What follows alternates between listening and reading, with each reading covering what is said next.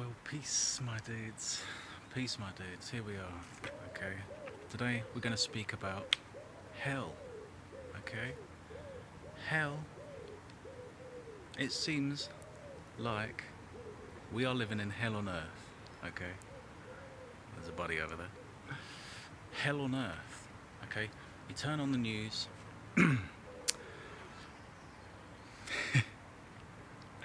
You turn on the news and you see hell. You see hell in Gaza. You see hell in Ukraine. It's hell. You know? And that's not something that we want to experience. Hell is a condition of the physical reality. We have been told that hell is our fate if we do wrong, if we sin. And I'm here to tell you that hell is a condition of the physical reality that we exist in, not a condition of any afterlife. We make hell. There is no hell but what we make for ourselves. So my lesson is heaven on earth. We have to envision heaven. We have to work for heaven.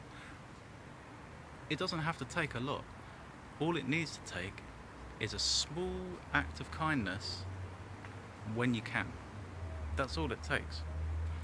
You know, sometimes the most targeted help at the right time has the most profound effect on us. This is why every day when you leave the house, a part of you has to be watching and willing to help. You're looking for an opportunity to help.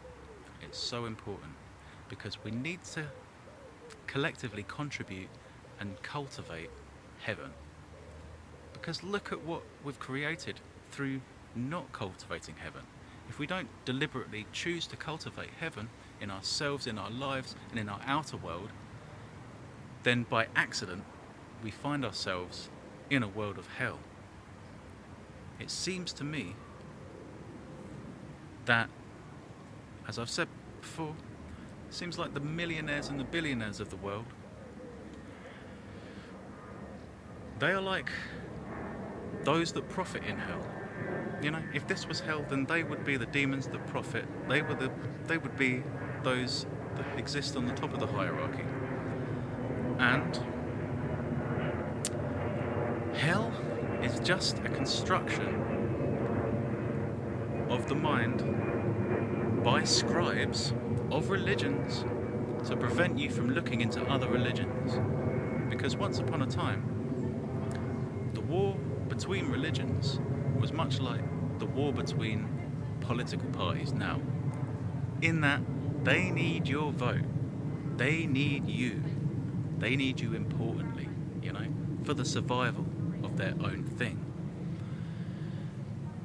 At that point it was do or die.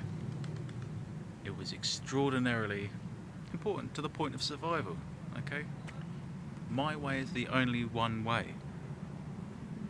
But that will lead us into another 2,000 years of war and conflict and senseless brutality while we're beating each other up about who's the most peaceful and who's the most loving, you know? That's utterly wrong. And let me tell you, there isn't a God, there isn't a creator that would create so many paths to your liberation and so many paths to create compassion for us to choose the one that our parents found themselves giving power to, or the ones that our society gives power to. Isn't it funny that the majority of people are the same religion as their parents? The majority of the people are the same religion as their society. It's no surprise. We are social creatures, and we've always done, since the jungle, since we were primates, we have always done what those around us have done what those who came before us have done. And this limits us. It keeps us in bondage. we are not free. We are not free to experience and explore the myriad beauty of creation. Consider this. If your God created the enemy philosophy, and the enemy philosophy contains a greater compassion than our own, then what was the sense in our own system? I mention this to many people I know of faith, and if I suggest that, say, Buddhist compassion is broader than the compassion found in the Abrahamic religions, many people have a bad reaction. Many people cannot face that, and they say, oh,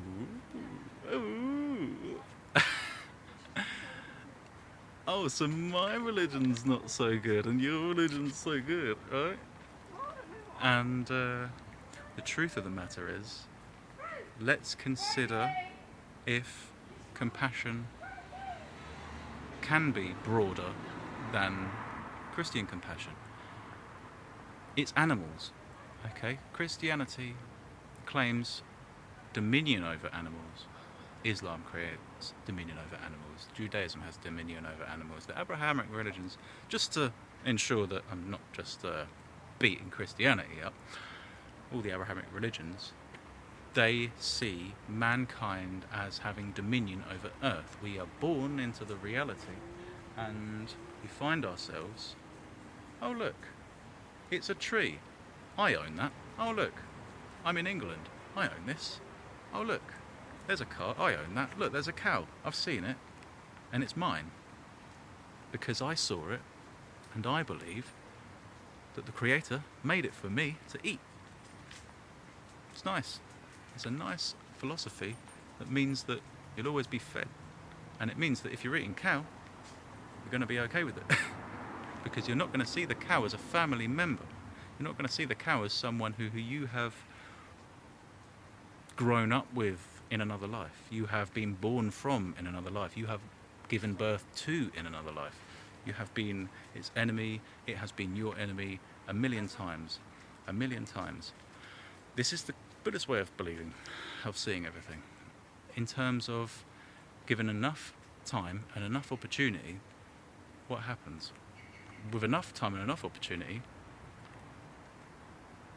all things beget all things.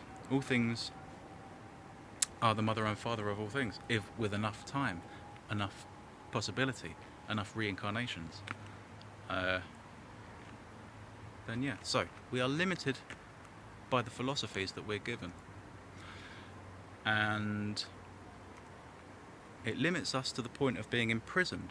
We are philosophically imprisoned in our own heads. We make those bars of our prison through the philosophies of those that gave us the life rules. Okay, I'm talking about parents, police, politicians and priests. No matter who tells you anything in your life, they had an agenda, and that agenda didn't include your freedom. Okay, your freedom is a really unfortunate situation for those that are telling you about what life is all about. If I can tell you what life is all about, I can tell you that life is about making me happy. I could tell you that life is about making me get a coffee in bed. Life can be about, you know, I'm right all the time. That's the rule. I'm right. Seeing as I'm telling you the rules, I'm always right, and if I ain't right, the world's wrong. So we need to have the capacity to discern information. Alright? Everything I'm telling you is a lie. Or is it? I don't know. And you don't know either. And I'm encouraging you to explore it, okay? In a way that no one else will. You must have courage and explore everything that you've ever been told, everything that you've ever been taught, everything that you've assumed, and everything that you've known according to what you believe in society, because in examination you may find that the opposite is always true, nearly. You know? You may find that parents didn't want you to be ultimately free of them. Police don't want you to be ultimately free to conduct yourself the way you wish and survive in the way that you wish. Politicians, they don't want to tell you that you can be free to live the life that you want. It's the life they're living, but they don't want you to tell it. Priests, they don't want you to know that there's an infinite world of opportunity, an infinite world of magical, mysterious exploration. It's such fun, and I really want you to join in. This is why I'm making the video, and this is why I beseech those in the Abrahamic religions particularly, but those of any religion, anything that you feel is holding you back or not giving all the answers, okay? There is so much more to be gained in a piece of everything rather than one thing and one thing alone. Believe me, okay? Since a Christian childhood from one parent, I've experienced Native American philosophy from another. I've experienced Celtic mythology. I've experienced Taoism, Buddhism, Sikhism, Hinduism, and Christianity, and Islam, and Judaism. The works, okay? And believe me, you will get more if you take a piece from it all. I can quote. I'm not so big on quotes with Judaism, and I have less quotes with Islam, but with Christianity, with the rest, I always have some philosophies and quotes to give. I just take it all, okay? Take what you need and discard what you don't. That is always the rule, you know? So, peace. I hope this message brings you joy, understanding, and connection. And I'm going to review my notes and do a little take two. Peace.